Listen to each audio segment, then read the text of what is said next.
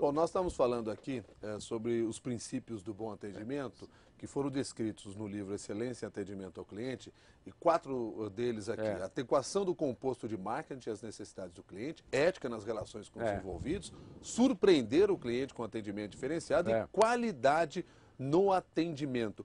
O que é adequar o marketing às necessidades do cliente? É fazer a propaganda que agrada o cliente? É fazer o trabalho que agrada o cliente? Como é que é isso? Dentro desses princípios que foram colocados aí no segundo capítulo, seria o seguinte, porque eu estava falando do primeiro, do segundo, que é complementar.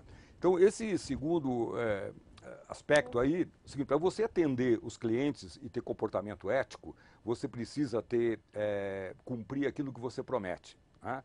Então, não fazer promessas indevidas. Você precisa ter um composto de marketing adequado ao consumidor. Você precisa estudar o consumidor com profundidade. Você precisa ter dados do consumidor, você precisa saber o que ele quer, como ele age, porque com esses dados você consegue fazer programas de marketing no futuro, né? Você consegue ajustar, ver tendências, resolver problemas e uma série de outras informações que você tem. Você, com o comportamento ético também e com a adaptação ao cliente, você tem um marketing mais longevo, né? Porque você vai tendo aquela alegria, aquela satisfação, aquela fidelização e aí você consegue bons resultados. Agora, uma coisa que eu gostaria de chamar a atenção é que não é só a questão de você fazer pesquisas, você fazer aquelas pesquisas científicas, acadêmicas, para poder descobrir o que o cliente quer, o que o cliente tem. O contato pessoal é mais importante ainda, né? Você ter o contato pessoal. Porque esse contato pessoal, na conversa do dia a dia, as pessoas se revelam. Então, muitas vezes, o que está na pesquisa, o que ele vai responder na pesquisa, não é aquilo que ele fala no dia a dia. Então, nós temos exemplos assim no mercado de bom atendimento, de empresas que davam bom atendimento e que era exatamente com base nesse diálogo, né? O Sam Walton, fundador da Walmart, ele era um sujeito que ele criou um sistema, né, que é o Managed by Walking Around, MBWA, que seria, numa tradução livre, administrando, caminhando por aí, ou caminhando pela empresa. Ele criou esse sistema porque ele praticamente iria conversar com todos os clientes, né? Ele ia conversar com os clientes, não todos não, mas com alguns clientes para poder ter essa informação. Então ele tinha com isso subsídio para saber se os produtos estavam agradando, o que precisava melhorar para o futuro e inclusive ele pegava tendências. É claro que só a conversa dele não seria suficiente, mas seria um a mais que, junto com as outras pesquisas, junto com os outros trabalhos de informação com a clientela, fez a Walmart o que fez, ao menos em nível mundial. O Brasil está tendo alguns probleminhas atualmente, mas está reformulando para superar. Mas o sistema que ele criou realmente foi muito importante, muito bom, e a grande base foi conversando com a clientela, né? Bom, pergunta aqui da Fabiana, pergunta por e-mail. O que o vendedor deve fazer para identificar o perfil do consumidor que entra em sua loja? Há clientes que gostam de ficar soltos, escolhendo os produtos. Muitas vezes dizem que nós vendedores somos pegajosos quando oferecemos a nossa ajuda. Pelo visto, ela é vendedora. Certo. Esse é um problema muito grande assim, em questão de vendas, né? Tem alguns estudos que mostram que quando um cliente entra na loja e sai, 1/3 é devido ao mau atendimento dos vendedores.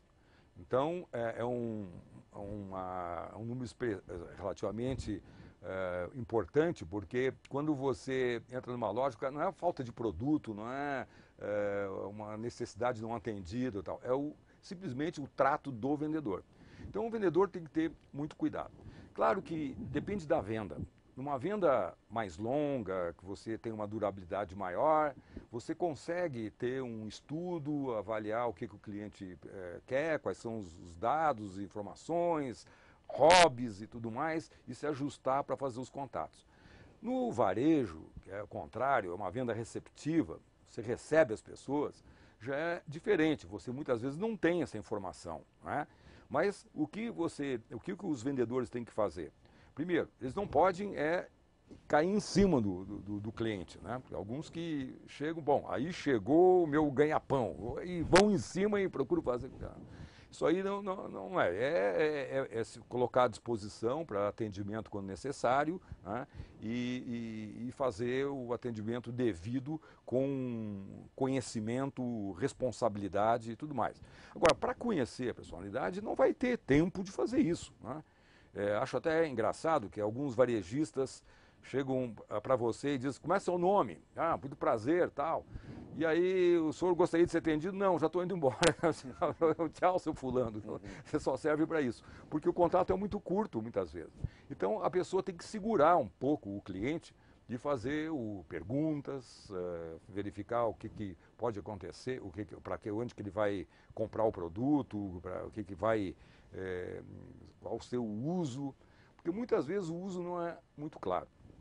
Eu me lembro que, bem no passado, uma vez o palestra do professor Simões, já falecido há bastante tempo, uma vez ele falou que ele tinha uma agência de propaganda e nessa agência de propaganda ele precisou escurecer, os recursos eram mais limitados naquela época, né?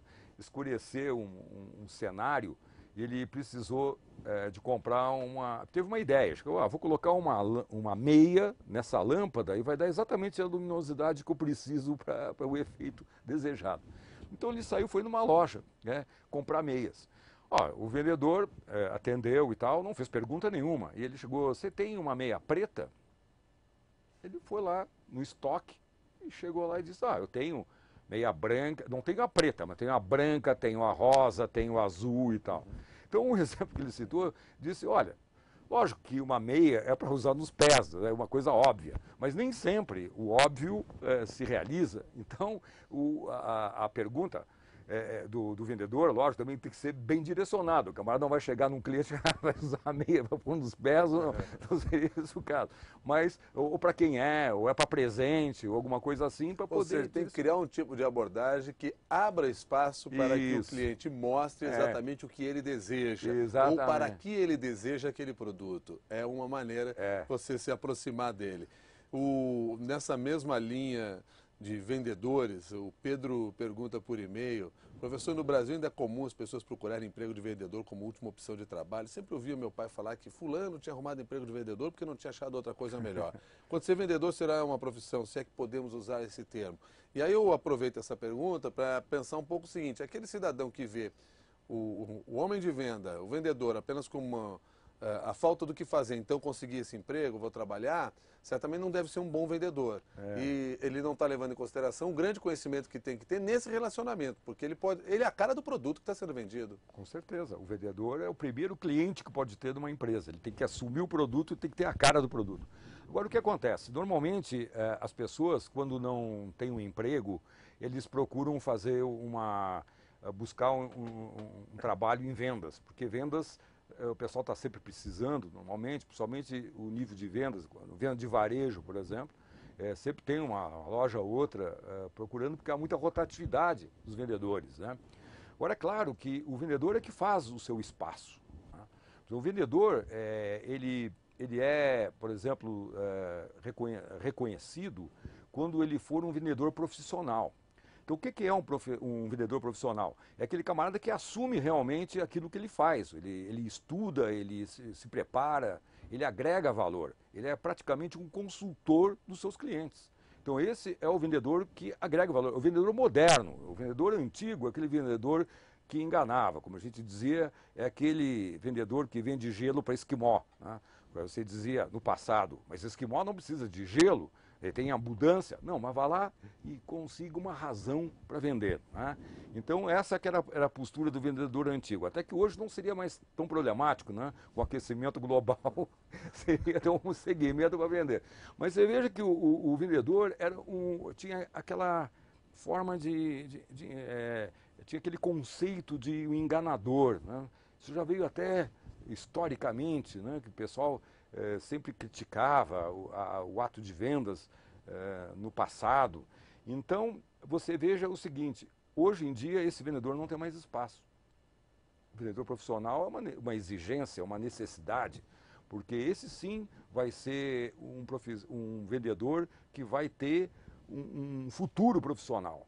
Porque a atividade de vendas ela é impressionante como ela dá uma flexibilidade para você. Olha, o ponto do Carlos perguntar assim, se o bom vendedor tem que necessariamente ser um empreendedor. Então veja quanto tem de ser qualificado esse vendedor. Com certeza, exatamente. Eu acho que o empreendedorismo é importante também